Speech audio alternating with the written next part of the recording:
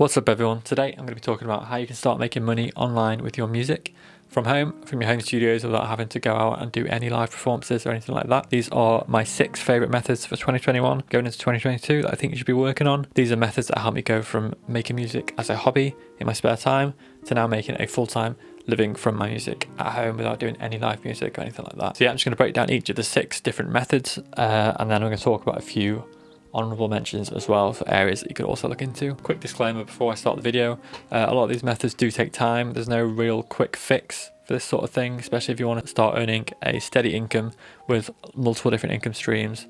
It takes time to build them, but as long as you're consistent and you don't have all your eggs in one basket and you've got multiple different income streams running, this will start helping you get to the point of working full-time as a musician from home. So yeah, many of these points will overlap and intertwine, which is part of the reason why you need to be working on different things as well and not just focusing on one area, because things change. So try and get as many different things running as you can sustainably, and they will all benefit each other as well. But for now, I'm going to go over to point number 1, which is the first method that I recommend you getting into to make music from home, and that is selling sample packs. So sample packs for me generate about $500 to $1,000 on average a month in income. That's pretty much passive. I've made maybe 4 or 5 packs that I'm currently selling at the moment. Usually that'll be more if it's the month where I'm releasing a new sample pack, because you generate a lot of hype and you get a lot of sales initially, but then through different methods you get a steady stream of sales for the rest of the year as well. So all it requires essentially is the equipment to record and sort of mix and master the sample pack, and then ideally finding your niche as well. So I produce sample packs for lo-fi hip-hop, which is quite a saturated niche compared to other genres, but you can still find a market for samples as long as you've got an interesting sound or unique sort of selling point. So yeah, once you've found your niche, it's worth doing a bit of research, buying some other packs in the same or similar sort of genres and working out what they're selling it for, where are they selling the packs, what sort of quantity of sounds are in the packs. Is it more melodic loops or is it more drum loops, one shots, that sort of thing. You can either base your pack off that sort of split of instruments or maybe try and take it a different direction and approach it a different way, but it's good to know what the competitors are doing at the moment. From there you need to start recording your packs. You need to make sure that the sound quality is up to scratch, you're labelling things like BPM and the key that they're in, and you're naming the tracks well. So sort of dreamy guitar, for example, is better than just guitar loop 1, because if you've got it on a site like Splice or Lander where you're looking for specific samples, no one really searches for guitar loop 1, but they might be looking for a sleepy or dreamy loop, for example. So these are all things that you need to focus on when you're producing your pack. And then after that you need to make sure that you've got a good demo and eye-catching artwork. So if you can't do it yourself, it is worth investing in an artist to do that for you, because it can make a real difference to your sales. And then once you have the pack ready, there are various different sample pack labels you can send demos to, or you can start selling it yourself with websites like WordPress through their WooCommerce plugins, which is what I'm currently using at the moment because it's great for SEO. And it's allowed a lot of flexibility in the website, but it is a bit of an effort to set up. But then there's also sites like Payhip and Gumroad, which are dead easy to start selling on and don't require much technical knowledge. So as long as you're producing quality sample packs, then you can start working on your marketing, sharing them with your fan base, and building a new fan base who enjoy the sample packs. Make sure you build things like mailing lists on your website, start experimenting with Google ads and Facebook ads. So there's all sorts of ways you can market your packs, but that's a great way to start earning an income on the side. So that's sample packs. On to the second point I'm going to talk about today, which is YouTube. Now this is a bit of a loose one. So in terms of actual money that I would make from YouTube, it could be $100, $200, maybe $300 at a push a month. Typically it's closer to the $100 mark, which for the work that I put into making the videos, it's probably not quite worth it. The thing you've got to bear in mind with YouTube is that it's not just about the money you're making directly from AdSense, which in of itself can take a little while to start earning, because you've got to get 4,000 hours of watch time, 1,000 subscribers, and then depending on what your niche is, it can change how much you actually get from Google AdSense, and it takes a while to build up the audience to the point where you're actually making a decent income from it. But there are other elements to YouTube that really help as well. So in terms of bringing sales into my sample packs, it's hard to actually quantify, but my main traffic for sample pack sales is probably YouTube. So obviously the requirements are things like a camera, microphone, musical equipment that you might want to use for streaming. It can start with as little or as much as you want it to, but it's something that's often overlooked by producers. I know a lot of producers in my scene don't have a YouTube channel, or if they do, it's just for posting songs on there without any sort of interaction with fans or anything like that. So it's something that I definitely would recommend looking into, and it does bring a lot of value. So things like affiliate links in the descriptions can bring money in. Then there's also the brand awareness that comes with YouTube, and there's also the potential for sponsorships. If you've not got YouTube or Instagram, you've got no sort of direct contact with your fans, then it's going to be really difficult for advertisers to put their faith that you'll be able to get across what their product is. So it's good to have that sort of link. And with sponsorships, obviously you've got to be careful that you're not endorsing something that goes against your brand values. But usually if you start to build an engaging audience, then products that you might already use or services you might already use might choose to support you with sponsorships. So for me with DistroKid, I was using them myself way before they chose to sponsor me. I think they did find me through the fact that I was using them anyway. So if I had been using a different distributor, then maybe they wouldn't have found me anyway. But opportunities like that happen when you start to build your YouTube fan base. And speaking of DistroKid, I've got a few things to tell you about them today as well. So I've talked about DistroKid in the past before for a lot of reasons, but today I'm going to talk about some of the tools that they have available for marketing. So on DistroKid, if you go over to this goodies tab, it's got some great resources for you. So firstly, it's worth mentioning this protect your music feature. So you've got the Vault, which is backups for your music files, but then you've also got Distro Lock, which will help protect your music from unauthorized releases. I personally have had issues with this in the past where people have tried to re-upload my music, so having that extra protection is also worthwhile. But today I really want to be talking about some of the promote yourself features, which are fantastic. Firstly, there's the hyperfollow feature, which is a great way to promote your music before and after it's out. So on an old track of mine, this is what the hyper page looks like. It shows you a clip of the song and everywhere it's been released, and it's automatically generated for everything that you upload onto DistroKid, as well as having some customizable features, and then pre-save campaigns are also useful with this as well. Next, you've got this mini videos feature, which is fantastic for social media promotion without any effort in the sort of editing side of things. It's something that I initially struggled with, especially before I had any dedicated software to do that, which costs money. So having this tool to create short promotional videos out of different templates with your customized cover art and song title is a great way for promotion. So all these are the different demos that are available to share on your social medias. And then similarly, there's this thing called promo cards, which is again for social media marketing. It creates these stills, which I'd already seen a lot of people post on Instagram. I didn't even realize I had access to it as well, because they look great, and you can pick any of these templates to show your music off.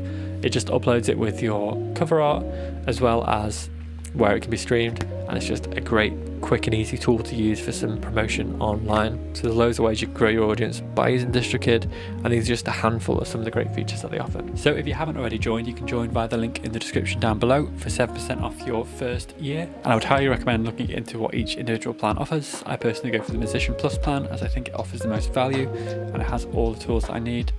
So yeah, link in the description for that one. But now on to point 3, which ties pretty closely to point 2, and that's the element of being an influencer and finding sponsorships in that regards. So in my genre specifically, there's a lot of musicians who are making fantastic music, but they're just not taking on that side of audience engagement. So they're posting their music online, they've got a great following from that regards, but they've got no connection with the fans through doing live performances or Q&As or tutorials or any of that sort of stuff. And with sites like Instagram, YouTube and TikTok, which are the 3 that I think you should be focusing on mainly at the moment. So what I mean by being an influencer is having more of an online presence, so posting on places like YouTube, TikTok and Instagram, content relevant for each platform. By doing that, you can help build a brand, which is great for everything to do with selling products, but it's also great for potentially catching the eyes of more sponsorships. So I know with all 3 of those platforms, people are getting sponsorships as musicians at the moment. YouTube historically has been doing this longer, followed by Instagram, and then now followed by TikTok. So it's always worth investing a bit of money and time into building that brand, building that audience engagement, and working on marketing yourself as a brand as well, because that can lead to money from sponsorships, and then obviously it'll help every other point on this list in terms of getting people listening to your music, making more sales and that sort of thing. So it's always worth trying to remember that at the end of the day, if you can build that influencer market, it can bring a lot of money into you as well, and it can help you sort of control your audience more than just having people listening to you a lot on Spotify without any sort of additional audience elsewhere. Because if Spotify suddenly starts paying less and less, which it looks like it's doing, then you'll be forced to move your audience, so you might as well start doing it now and building up brand awareness in different platforms. And then on to point 4, which again is linked to all the other points, and that is considering using Patreon. Now, of this list, Patreon is something that I've not actually done, but I know a lot of musicians and friends of mine are really getting value out of it. For me personally, I've not really got the time to dedicate to it at the moment because I've got other areas which are working for me now, but it's something that I would definitely consider in the future if I thought it could bring additional value to people who enjoy my content. For those who don't know, Patreon is just a website where audiences can subscribe to you, so you can offer things like tutorials, music production or instrumental tutorials, behind the scenes of your music, weekly samples, and just any way that you can generally provide value to audience on a regular basis. It's a way for them, the fans, to be able to support you in doing that. So as I said, YouTube doesn't pay that much. I think I'm getting 150,000 views a month, for example, and of that I'm getting maybe $100 in ad revenue, which obviously, if that was your only or your main income stream, wouldn't be enough to support you. But if you've got enough value to give to the 150,000 people that are listening to you, then you could potentially ask them to subscribe. And you can have different tiers, so there can be different brackets of subscription, from a lower value to maybe providing one video a month to a higher value providing weekly videos, whatever it might be for you. It's a great way to get that one-on-one connection with your fans, and it's a lot more future-proof than, for example, relying on YouTube or Spotify, which could change how they pay. So with Patreon, you've got that security that that's not going to happen. So on to number 5, which for me is the biggest income stream for me personally, and it could be split up into its own video, so I'm just going to cover it quite briefly.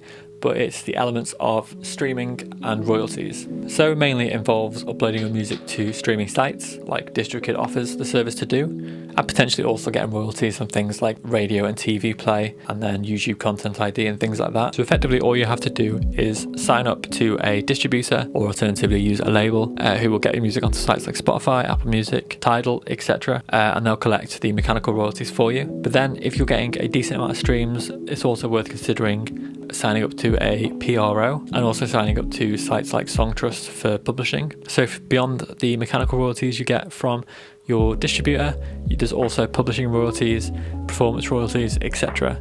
So if there's a chance that you could get your music onto radio or TV, then it might be worth signing up to Songtrust and a PRO, and then potentially also signing up to things like YouTube Content ID. So if people play your music on YouTube or in the background of videos, you can claim that and claim some of the ad revenue from that for yourself. But generally, the main focus for most musicians would be to get onto Spotify and Apple Music. So as I said at the start of the video, all of these things are linked. So if you're posting music on Spotify and you've already got a YouTube or Instagram or TikTok fan base, that's great, because they're people that you can bring to your music straight away. But if not, there's things you can do to promote yourself. Obviously, starting building that social media presence is key, and there's things like Spotify playlisters that you can send music to, and you can also invest in like YouTube and Facebook ads. So it's important to get to grips with the marketing side of things for this to work as well. But do make sure that you're taking notes of the engagement that you get through these ad campaigns. If you're paying on Submit Hub to get onto a playlist, how often do you get on there, and what sort of streams do you get from that? It's always worth making note of that to see what's bringing in the money or the fan base and what's not working. So it's important to be organised when it comes to marketing music. And then as a side note with this, obviously you've got your main focus musically that you want to do well and you want to market and that sort of thing. But there's also possibilities to have sort of side hustles or different aliases which potentially could bring in money as well. So sometimes if you might be in quite a niche genre that's not got that many streams on Spotify, it could be worth branching out into the more popular genres that are bringing in more streams, even if it's sort of just classical ambient music, or it could be breaking into like an EDM scene. But if you've got the skill set to do that, there's no harm in also having a second alias, which could be more of a moneymaker while you work on your primary alias, which maybe doesn't have that big of a niche yet. So things like that are also beneficial to do. And as a topic, there's so many things to talk about when it comes to marketing and getting more money from streaming services. So if you are interested in learning more about that, please do let me know in the comments down below and I can dedicate a video to it. But yeah, that's it for now on point 5. So lastly, point 6 is one that is possibly less of a passive income and more of a focus when you're starting out, and that's offering your services online. So if you're a mixing or mastering engineer, or you're a instrument player, guitar player, singer, etc., you've got other services to offer like music production, tutorials, then offering your services on a one-to-one basis is a great way to sort of start earning money. Through sites like Fiverr and SoundBetter, you can advertise your specific services, and people can find you through those sites, so it's not essential to have the audience there already. So then you can start offering all these services directly to people who could pay on a one-to-one basis. So definitely worth looking into some selling your services in that regards as well. And real quickly, I wanted to talk about a few honourable mentions as well. So the first honourable mention is library music, which is writing sort of trailer or TV music and putting it on a library where someone can browse through and pick it for their own projects, which can lead to back-end royalties or potentially upfront payments as well. Then there's selling beats, which I know a lot of people are into with different genres. Again, it's quite a saturated market, but there's still ways to make a living and make some decent money from that. Third one is sync and TV deals, which again may be something that you would consider once you've already got a library of music that people are starting to listen to. It's something that you can start to advertise to your fans that you're open to doing, and it could lead to basically earning more money from songs that you've already produced or writing specific things for TV and games, which can be a great area to get into. Fourth honourable mention was merch. I did mention it as a main element, as it involves building up a strong fan base before you'll start to see any money back. But if you're selling vinyls or t-shirts, it can be an extra way to bring a bit of money in, and nowadays you can do stuff like that without actually having to do anything yourself. So there's drop shipping for merch, which is available, so it's a great way to earn a little bit of extra money. But yeah, that is it for today's video. Thank you for watching. I hope you got some value out of it. Please let me know in the comments down below if there's anything you want me to expand on, which I can do in future videos. But yeah, I hope it was helpful, and thanks for watching.